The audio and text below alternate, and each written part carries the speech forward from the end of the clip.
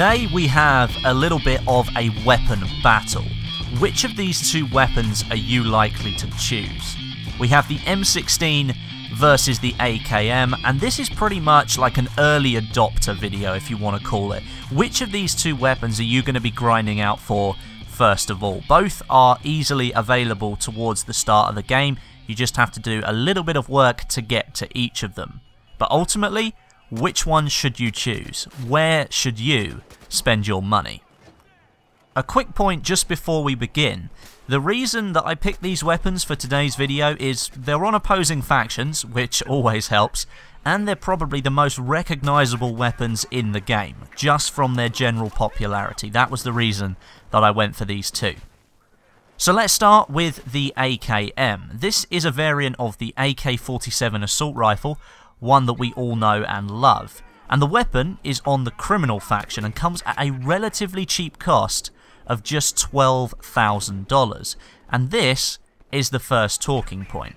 In comparison to some of the other assault rifles available in the operator class, the AKM is probably the best value for money. And with any luck, you'll be able to afford this thing within your first few games of Battlefield Hardline. After you've shelled out for this iconic piece of kit, you'll soon learn that it takes a steady hand and a massive helping of patience to get this thing under control.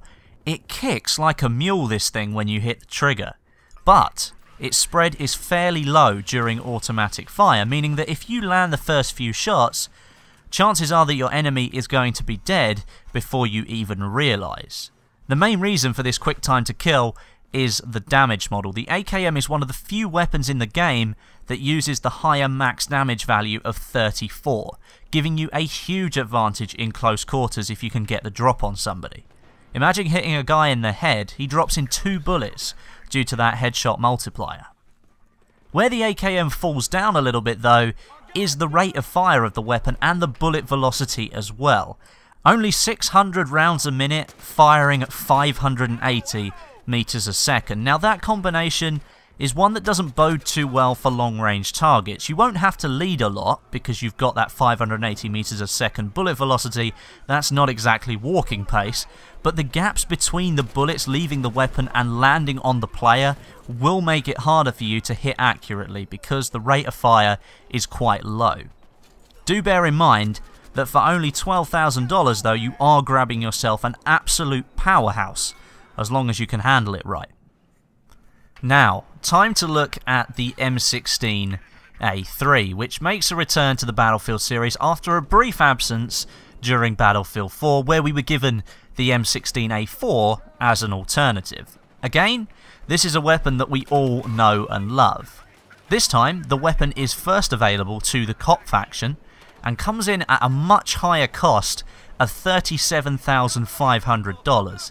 That is rather steep. In comparison, as I said, to the AKM, you're going to need to do a little bit more work before you're able to afford this bad boy.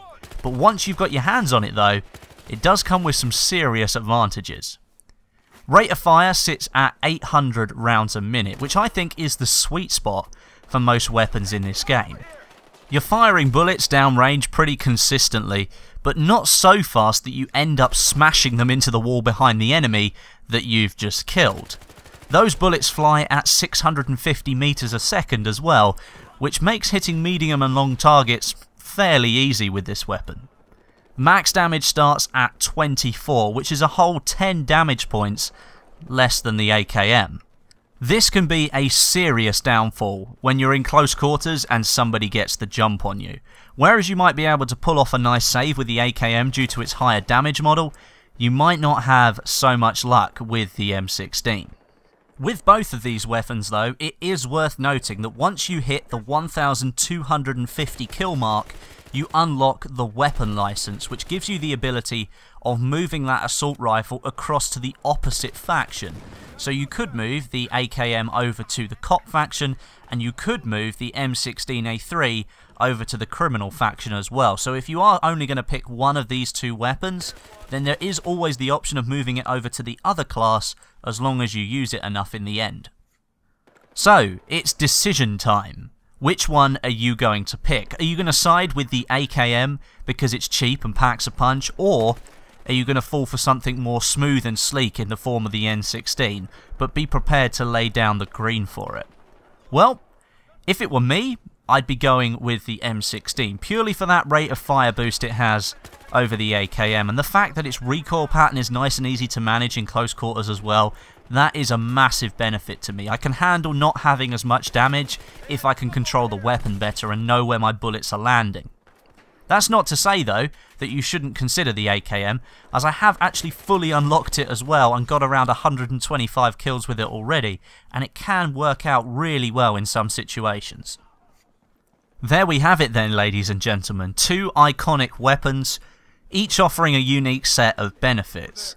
Let me know in the comments today which one you'd actually go for, whether it's the AKM or the M16, and in fact, you could probably argue that depending on the situation, depending on the map and game mode, that each weapon might sit in a different style for you, and you may want to pick one that's completely out of the ordinary as well.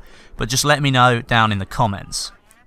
A lot of people have been asking me how you rank up quickly within Battlefield Hardline.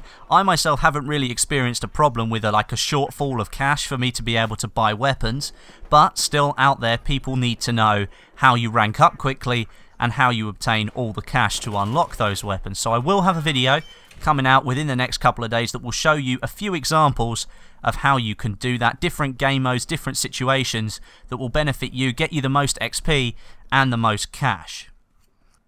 But thank you very much for watching today. If you could leave me a rating, that'd be absolutely fantastic. But until next time, my name is Westy, and I'll catch you guys in the next video.